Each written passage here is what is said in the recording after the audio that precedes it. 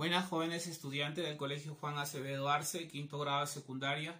Vamos a seguir con las clases de trigonometría. Esta vez vamos a hacer la parte 3, donde estaremos hablando del ángulo de elevación y el ángulo de depresión. ¿Correcto? Tenemos trigonometría número 3 y tenemos este personaje. A este personaje le vamos a poner un nombre especial, le vamos a poner Roosevelt. ¿Correcto? Siempre hay un compañero, un amigo de todos lados que está mirando a todas partes. Este Roosevelt quiere mirar el punto A y también quiere mirar el punto B. Pero él tiene que tener una cierta referencia, que vamos a poner el suelo. Cuando nosotros tenemos esta referencia del suelo, podemos graficar una línea imaginaria y la podemos llamar horizontal. ¿Correcto? Ahora, cuando Roosevelt quiera mirar el punto A, ¿qué va a hacer? Va a tener que elevar la mirada y va a generar una línea visual, una línea imaginaria que la vamos a representar de esta manera. También cuando nuestro compañero Roosevelt quiera ver el punto B, también va a generar una línea visual, una línea imaginaria que la vamos a representar así.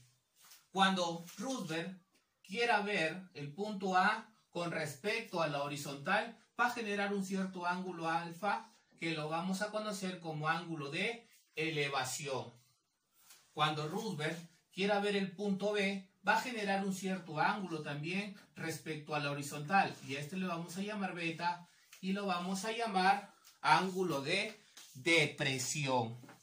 Ahora, profesor, ¿eso lo podría anotar acá? Claro que sí, joven estudiante. Entonces el alfa sería el ángulo de elevación.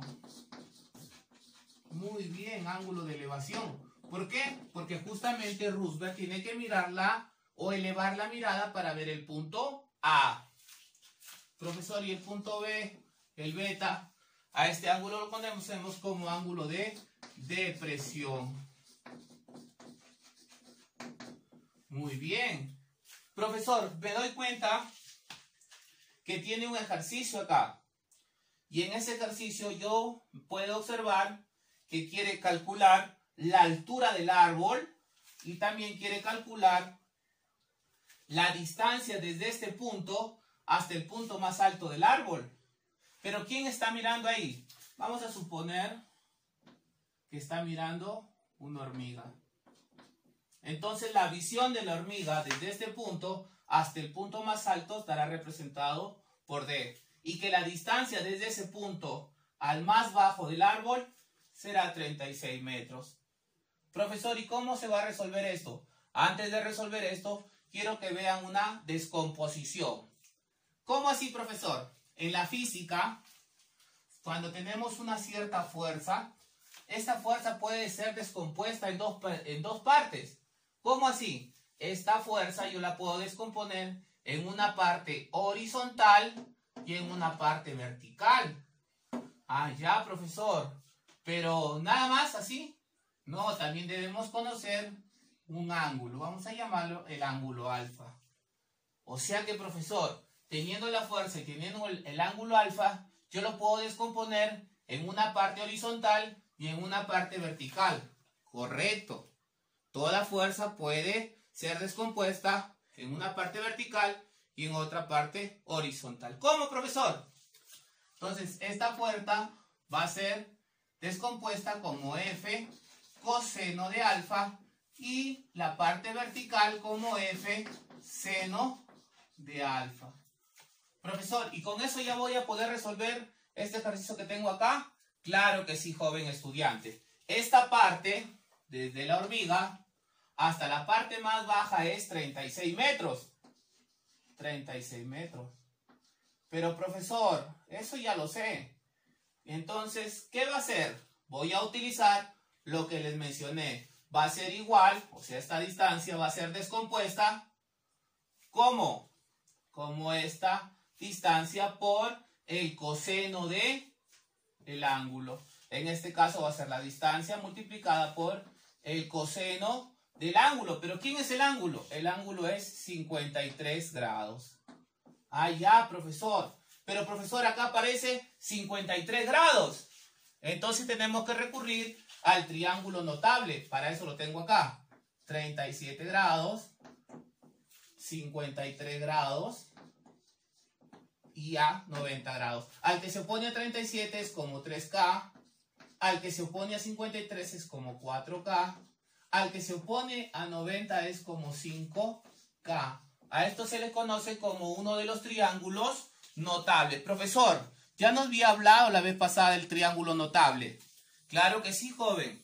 Pero los triángulos notables usted debe saberlo de memoria. ¿Correcto? Seguimos. Profesor, entonces acá sería 36 metros. Va a ser igual a ¿quién? A la distancia, pero la distancia no la conozco, sigue siendo D. Multiplicada por ¿quién? Por el coseno de 53.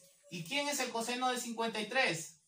Es cateto adyacente sobre hipotenusa, o sea, 3/5. Muy bien, 3/5.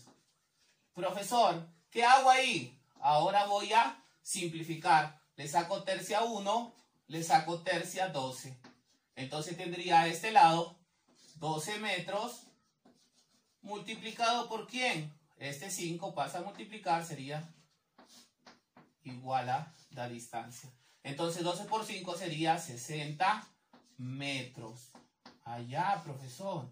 Pero todavía necesitamos la altura. Claro que sí. La altura va a ser igual a ¿quién? Hemos dicho que descomponemos en dos partes. Primero la parte horizontal y luego la parte vertical. Pero esta altura es la misma que tenemos acá. Y esta es F por seno del ángulo. Allá. En este caso, distancia por el seno. ¿Seno de cuánto? De 53. Allá, profesor. Pero, profesor, la distancia ya la tiene. Es 60 metros. 60 metros multiplicado por ¿quién? Por el seno de 53. Pero el seno de 53 es 4/5. Allá, profesor. ¿Y de dónde sacó ese 4/5? Recuerda que el seno es cateto opuesto sobre hipotenusa. Tendríamos 4K sobre 5K. Se eliminan las K y tendría 4/5. Sacamos quinta 1, sacamos quinta 12. Y ahora tendríamos H es igual a 12 metros multiplicado por 4.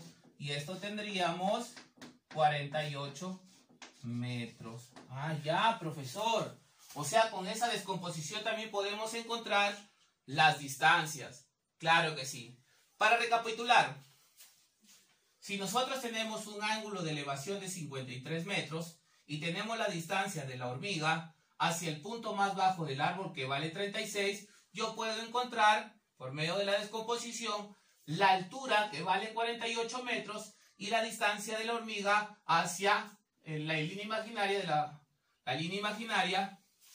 de la visión de la hormiga hasta el punto más alto del árbol, que vale 60 metros. Un fuerte abrazo, cuídense mucho, estudiante del Colegio Juan Acevedo Arce.